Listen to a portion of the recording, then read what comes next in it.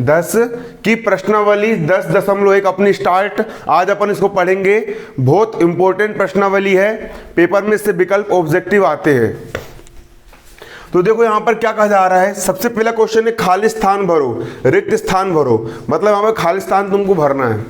पहला खाली स्थान यहाँ पर ये बोल रहा है व्रत का केंद्र व्रत के खाली स्थान में स्थित होता है। तो व्रत जो होते हैं उसके 3 भाग होते हैं, मैंने आप पहले ही बताया था। ये हो गया तुम्हारा व्रत। एक होता है व्रत के बाहर का भाग। जो व्रत के बाहर का भाग होता है इसको हम बोलते बहिर्भाग। क्या बोलते हैं इसको हम? बहिर्भाग। और जो व्रत के अंदर का भाग होता है इसको हम क्या बोलते? इसको हम अंतर्भाग बोलते। क्या बोलते इसको हम?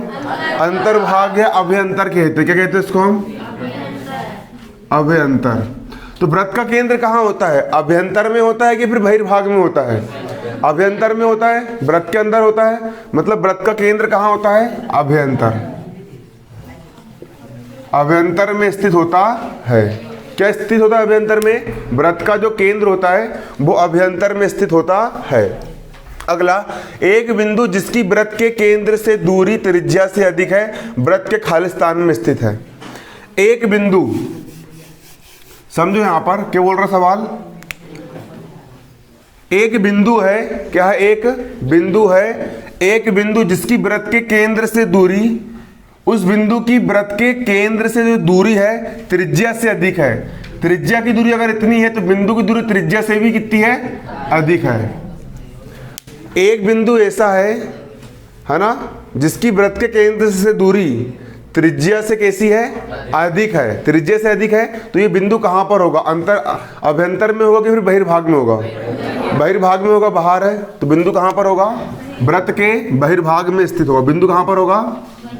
बहिर्भाग में। बहिर्भाग में क्या होगा? बिंदु स्थित होगा। आ रहा समझ में? बिंदु कहां स्थित होगा? बहिर्भाग में स्थित होगा। अगला, व्रत की सबसे बड़ी जीवा व्रत का खाली स्थान होती है। व्रत की सबसे बड़ी जीवा, ये व्रत हो गया है। जीवा किसको बोलते हैं? ये दो बिंदु को मिलाने वाली रेखा जीवा कहलाती है। दो बिंदु को मिलाने वाली रेखा क्या कहलाती है? जीवा।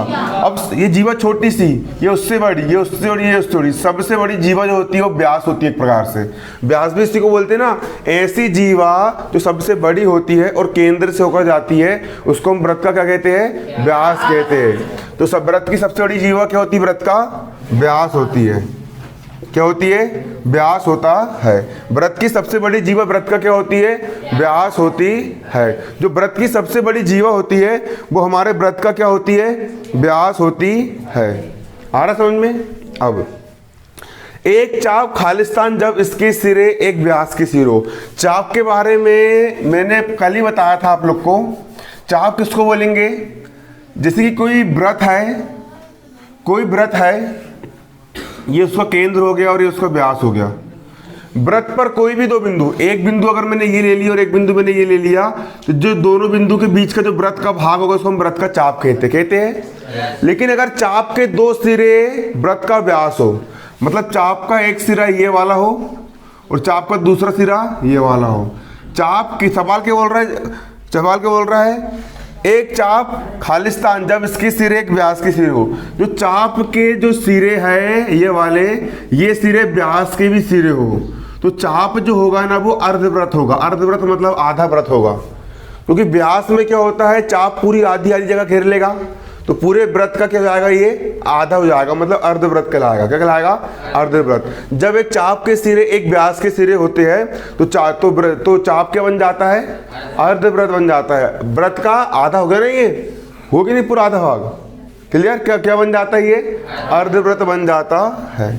एक चाप अर्धव्रत होता है। क्या होता है? अर्धव्रत। एक चाप अर्धव्रत होता है। एक चाप क्या होता है? अर्धव्रत होता है जब इसके सिरे एक व्यास के सिरे हो। एक चाप आधा व्रत बन जाएगा, अर्धव्रत बन जाएगा जब इसके सिरे व्यास के सिरे हो। अगला, व्रतखंड तथा चाप। व्रतखंड जो होता है वो एक चाप और किसके बीच का भाग होता है? मैंने बताया था व्रतखंड। व्रतखंड क्या होता है? मैंने आप लोगों को कल बताया था। जो व्रतखंड होता है वो एक चाप और जीवा के बीच का भाग होता है। व्रतखंड क्या होता है?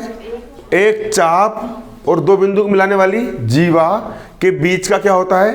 भाग होता है। कौन होता है? वृत्तखंड। एक चाप और जीवा के बीच का क्या होता है? भाग होता है। वृत्तखंड एक चाप तथा किसके बीच का? जीवा के बीच का क्या होता है? भाग होता है। कौन होता है? वृत्तखंड। एक चाप और जीवा के बीच का भाग होता है। एक वृत्त जिस तल पर स्थित है उससे कितने भाग में बांट सकते हैं? एक वृत्त जिस तल पर स्थित है उसको 3 भाग में बांट सकते हैं। पहला हो गया तुम्हारा बहिर्भाग, दूसरा हो गया अभ्यंतर और तीसरा हो गया वृत्त। वृत्त जिस तल पर स्थित है उसको कितने भाग में बांट सकते हैं? 3 भाग में। पहला क्या हो गया? बहिर्भाग, दूसरा अभ्यंतर और तीसरा वृत्त। तो कितने भागों में बांट सकते हैं इसको अपन? 3 भागों में विभाजित किया जा सकता है। बनेगा नहीं बनेगा? कोई भी ऑब्जेक्टिव आए, मैंने कल आपको पूरा बेसिक बता चुका था, है ना।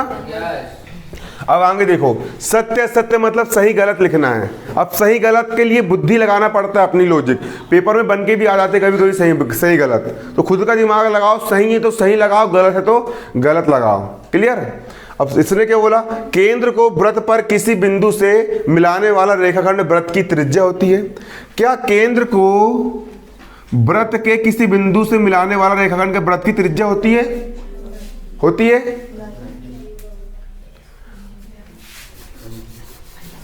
अरे लगाओ ना दिमाग, कल समझाया था ना। केंद्र को वृत्त के किसी बिंदु से मिलाने वाली रेखा क्या त्रिज्या होती है? क्यों नहीं होती? कल ही बताया था होती करके, बताया था ना भैया। केंद्र और परिधि को मिलाने वाली रेखा त्रिज्या कहलाती है। इतना सारी पता तुमको, होती है ना। केंद्र और परिधि को मिलाने वाली रेखा क्या कहलाती है? त्रिज्या कहलाती है। सही, वो सही तो लिखा है वो, है ना। नहीं, केंद्र को वृत्त पर किसी बिंदु से मिलाने वाली रेखाखंड वृत्त की त्रिज्या होती है। सही बात है। तो सत्य लगाओ ना, सत्य को सत्य बोलो, दूध को दूध बोलो और पानी को पानी बोलो। अब एक वृत्त में समान लंबाई की परिमित जीवाएं होती है। क्या वृत्त में समान लंबाई की परिमित जीवाएं होती है? क्या वृत्त में जीवा क्या होती है? वृत्त पर 2 बिंदु को मिलाने वाली रेखा जीवा कहलाती है। जे भी जीवा हो गई, जे भी जीवा हो गई, जे भी जीवा हो गई।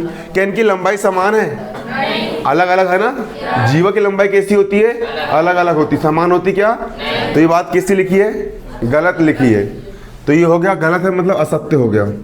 क्या हो गया? असत्य, गलत बात लिखी है, गलत बात है ना। एक यदि वृत्त को 3 बराबर चापों में बांट दिया जाए तो प्रत्येक भाग दीर्घ चाप होता है। क्या प्रत्येक भाग तुम्हारा दीर्घ चाप? अगर हमने वृत्त को 3 बराबर चापों में बांट दिए, देखो ये वृत्त है, इसको 3 चाप में बांट दिए। पहला चाप जहां से जहां तक हो गया, दूसरा चाप जहां से यहां तक हो गया और तीसरा यहां से यहां तक हो गया। तो क्या ये भी दीर्घ होगा, ये भी दीर्घ होगा, ये भी दीर्घ होगा क्या? सब लघुच है। सब कैसे है? छोटे छोटे से तो दीर्घ कहाँ है? तो ये बात कैसी लिखी है? गलत। ये भी कैसा है? असत्य। क्या ये? असत्य है। वृत्त की जीवा जिसकी लंबाई त्रिज्या से 2 गुनी हो वृत्त का व्यास कहलाता है।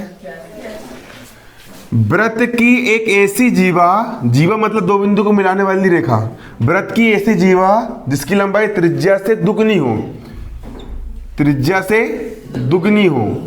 त्रिज्या इतनी होती है, उसकी डबल मतलब इतनी, इतनी और इतनी मिला के इतनी, इतनी और इतनी मिला के इतनी, है ना। तो वृत्त का ऐसी जीवा जिसकी लंबाई त्रिज्या से डबल हो, वृत्त का व्यास कहलाता है सत्य। सही बात है, वृत्त का व्यास कहलाता है। तो व्यास होता है वो त्रिज्या का दुगुना होता है। तो ये भी क्या आएगा तुम्हारा?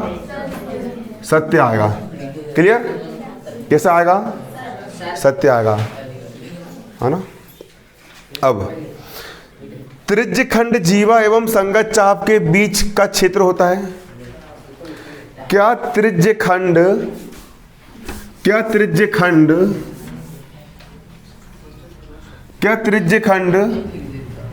जीवा, कोई भी जीवा और संगत चाप के बीच का क्षेत्र होता है? क्या त्रिज्य खंड? नहीं, वृत्तखंड होता है। जो वृत्तखंड होता है वो जीवा और संगत चाप के बीच का क्षेत्र होता है। त्रिज्य खंड क्या होता है?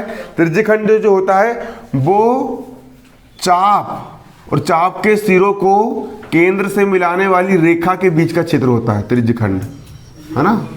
ये होता है त्रिज्य खंड। और जो यहाँ पे वृत्तखंड की परिभाषा लिखी, तो ये भी कैसी है? गलत है। ये भी कैसा तुम्हारा? असत्य है। वृत्त एक समतल आकृति होती है क्या? होती है। वृत्त कैसी आकृति होती है? समतल आकृति। समझ लो भैया कौन कौन सी होती है। समतल और त्रिविमीय आकृति में क्या अंतर होता है? समतल आकृति का मतलब ये होता है जिसका एक ही तल हो, जैसे कि वृत्त हो गया, रोटी हो गया, रोटी का एक ही तल है ना? क्या 3-4 तल है? एक ही तल है ना?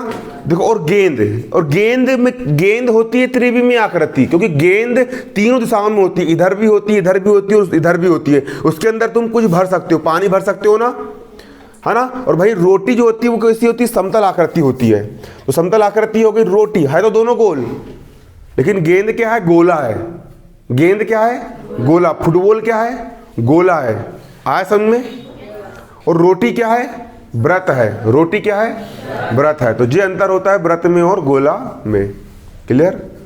मोबाइल में वो सब ठीक दिख रहा है? स्पष्ट? अब पहले से ही काला है वो तो। देखो, अध्याय 10 का मोस्ट इंपोर्टेंट क्वेश्चन पढ़ा रहा हूं मैं आपको। एक ऐसा क्वेश्चन जो परीक्षा में हर वर्ष पूछा जाता है और मोस्ट आईएमपी होता है। प्रश्नावली 10.2, प्रश्नावली 10.2, 10.2, प्रश्नावली 10.2 का पहला सवाल भी है ये, और प्रमेय का सवाल भी है। कक्षा 9वीं गणित की प्रश्नावली 10.2 का पहला सवाल भी। देखो क्या बोल रहा है सवाल। सबसे पहले प्रमेय भी वही बोल रहा है और सवाल भी वही बोल रहा है। पहले देखो प्रमेय क्या बोल रहा है। प्रमेय 10.1 ये बोल रहा है, वृत्त की बराबर जीवाएं केंद्र पर बराबर कोण अंतरित करती है। प्रमेय ये लिखा है। और सवाल क्या लिखा है? देखो सवाल ये लिखा है, याद कीजिए कि दो वृत्त सर्वांगसम होते हैं यदि उनकी त्रिज्या बराबर हो। अगर उनकी त्रिज्या कैसी हो? बराबर हो। तो सिद्ध कीजिए सर्वांगसम वृत्त की जीवाएं, सर्वांगसम वृत्त की जीवाएं, सर्वांगसम वृत्त की जीवाएं, कौन सी जीवाएं? सर्वांगसम वृत्त की जीवाएं। उसमें दो व्रत रहेंगे, वो भी मैं आपको बताऊंगा किस प्रकार से रहते हैं, है ना? केंद्र पर बराबर कोण अंतरित करती है, केंद्र पर बराबर कोण अंतरित करती है। इसी टाइप में वाला सवाल भी है। और पेपर में सवाल ये भी बन के आते, सिद्ध कीजिए कि वृत्त की बराबर जीवा केंद्र पर बराबर कोण अंतरित करती है। पेपर में क्या आता है? सिद्ध करो कि वृत्त की बराबर जीवा केंद्र पर बराबर कोण अंतरित करती है। ये सवाल आपको पेपर में आता है और पूछा भी जाता है कि भैया सिद्ध करो वृत्त की बराबर जीवा है। वृत्त की जीवा किसको बोलते हैं? ये हो गया एक वृत्त पर किसी भी दो बिंदु, एक बिंदु ये हो गया, दूसरा बिंदु ये हो गया, किन्हीं भी दो बिंदु को मिलाने वाली रेखा वृत्त की क्या कहलाती है? जीवा कहलाती है। तो ये भी क्या हो गई तुम्हारी? AB भी क्या हो गई? जीवा हो गई। और CD भी क्या हो गई तुम्हारी? जीवा हो गई। वृत्त की बराबर जीवा है। ये वाली जीवा और ये वाली जीवा अगर बराबर है, ये वाली जीवा और ये वाली जीवा अगर क्या है? बराबर है, तो वृत्त की बराबर जीवाएं केंद्र पर बराबर कोण अंतरित करती है। ये जीवा द्वारा इस केंद्र पर बनाया गया कोण और इस जीवा द्वारा इस केंद्र पर बनाया गया कोण कैसा होता है? बराबर होता है। कब होता है बराबर? जब अगर दोनों जीवाएं कैसी हो? बराबर हो। तो बराबर जीवाओं के द्वारा केंद्र पर बना कोण, बराबर जीवाओं के द्वारा केंद्र पर बना कोण भी कैसा होता है? बराबर होता है। अगर ये 50 डिग्री का है तो ये भी कितने डिग्री का होगा? 50 डिग्री का। तो क्यों होता है ये प्रूव करना है। पता तो हो गया होता है, लेकिन क्यों होता है अब ये प्रूव करना। तो देखो हल डालेंगे। उत्पत्ति, माना एक व्रत है, माना क्या है? एक व्रत है, ये है व्रत, माना एक व्रत है जिसका केंद्र O है। इस व्रत का केंद्र क्या है आपका? O है। व्रत का केंद्र क्या है? O है। व्रत की दो जीवाएं AB तथा CD दी गई है। इस व्रत में आपको दो जीवाएं दी गई है। व्रत में आपको दो जीवाएं दी गई है। कहां पे? अरे व्रत में आपको दो जीवाएं दी गई है। पहली जीवा दी गई है AB, दूसरी जीवा दी गई है CD। AB और CD व्रत में दो क्या है? जीवा है। जीवा किसको बोलते हैं? व्रत पर किन्हीं भी दो बिंदु को मिलाने वाली रेखा व्रत की जीवा कहलाती है। तो व्रत पर कितनी जीवा दी गई है आपको? यहां पर दो जीवा दी गई है। क्या सिद्ध करना है? जीवा तो बराबर है, AB और CD बराबर है, तो ये सिद्ध करो भैया कि इनके द्वारा केंद्र पर बना कोण ये वाला और इसके द्वारा केंद्र पर बना कोण ये वाला, ये कोण भी कैसे है? बराबर है। ये वाला कोण मतलब कोण AOB। कौन सा कोण? कोण AOB। और ये वाला कोण मतलब कोण COD। कौन सा कोण? कोण COD। दोनों कोण कैसे है? बराबर है। ये सिद्ध करना है आपको। तो अब देखो यहाँ पर दो त्रिभुज बने, कितने त्रिभुज बने हैं? दो त्रिभुज बने हैं। पहला त्रिभुज यहाँ पर ये बना है OAB बना है त्रिभुज। दूसरा त्रिभुज यहाँ पर क्या बना है? COD बना है। क्या बना है? COD बना है। हो गए ये दो त्रिभुज। अब ये दो त्रिभुज, अब त्रिभुज AOB तथा त्रिभुज COD में, इन दोनों त्रिभुज में सबसे पहले क्या, इस त्रिभुज की OA भुजा और इस त्रिभुज की OD भुजा बराबर होगी। इस त्रिभुज की OA भुजा इस त्रिभुज की OC भुजा के बराबर होगी। क्यों होगी बराबर? क्योंकि ये भी त्रिज्या है वृत्त की और ये भी वृत्त की त्रिज्या है, और वृत्त की त्रिज्या कैसी होती है? बराबर होती है। इसलिए इस त्रिभुज में AO भुजा और इस त्रिभुज में OC भुजा, इस त्रिभुज में कौन सी भुजा? OC भुजा। दोनों भुजाएं क्या होगी? बराबर होगी। आ समझ में? अब इस त्रिभुज में AOB में AOB, इस त्रिभुज में OB भुजा भी एक त्रिज्या है। कौन सी भुजा? OB भुजा। और इस त्रिभुज के लिए COD के लिए OD भुजा, कौन सी भुजा? OD भुजा। OD भुजा दोनों क्या होगी? बराबर। क्यों होगी बराबर? क्योंकि दोनों क्या है? त्रिज्या है। आपकी यहाँ पर OB भी त्रिज्या है और OD भी क्या है? यहाँ पर आपकी त्रिज्या है। और यहाँ पर AB क्या है? यहाँ पर जीवा है। और यहाँ पर CD भी क्या है? यहाँ पर जीवा है। तो दोनों जीवा कैसी होगी? बराबर होगी। सवाल ने बोला कि जीवा कैसी है? बराबर है। इसलिए AB जीवा और CD जीवा, AB जीवा और CD जीवा दोनों की दोनों जीवाएं कैसी आपकी यहाँ पर? बराबर है। क्लियर हो रहा है? कैसी है आपकी जीवाएं? बराबर है। अतः त्रिभुज AOB, अब देखो मैंने बताया था जब एक त्रिभुज की तीनों भुजाएं दूसरे त्रिभुज की तीनों भुजाएं के बराबर होती है, इस त्रिभुज की तीनों भुजा ये वाली और ये वाली, इस त्रिभुज की तीनों भुजा ये वाली और ये वाली के बराबर है। इस त्रिभुज की तीनों भुजा OA OB AB, इस त्रिभुज की तीनों भुजा OC OD CD के अगर बराबर हो, जब एक त्रिभुज की तीनों भुजाएं बराबर हो, एक त्रिभुज की तीनों भुजाएं दूसरे त्रिभुज की तीनों भुजाएं के बराबर होती है, जब एक त्रिभुज की तीनों भुजाएं दूसरे त्रिभुज की तीनों भुजाएं के बराबर होती है तो दोनों त्रिभुज कैसे होते हैं? आपके सर्वांग सम होते हैं। सर्वांग सम का मतलब होता है जितना बड़ा त्रिभुज ये वाला है उतना ही बड़ा त्रिभुज ये वाला भी होगा। क्लियर? तो दोनों त्रिभुज मतलब ये वाला त्रिभुज AOB, ये त्रिभुज हो गया आपका AOB, और ये वाला त्रिभुज हो गया आपका त्रिभुज COD। क्या हो गया? त्रिभुज COD।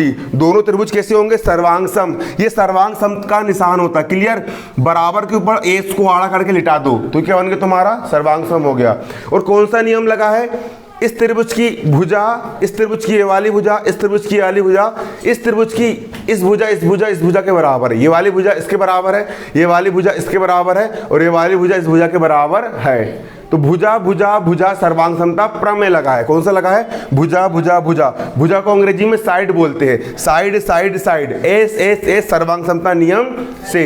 और अब हमने सिद्ध कर चुके हैं कि दोनों त्रिभुज कैसे है? सर्वांग सम है। ये त्रिभुज और ये त्रिभुज दोनों त्रिभुज कैसे है? सर्वांग सम है। जब दो त्रिभुज सर्वांग सम होते हैं तो उनके संगत कोण कैसे होते हैं? बराबर होते हैं। इसलिए इस त्रिभुज का ये वाला कोण AOB और इस त्रिभुज का ये वाला कोण COD, ये कोण COD, दोनों कोण कैसे होंगे आपके यहाँ पर? बराबर होंगे।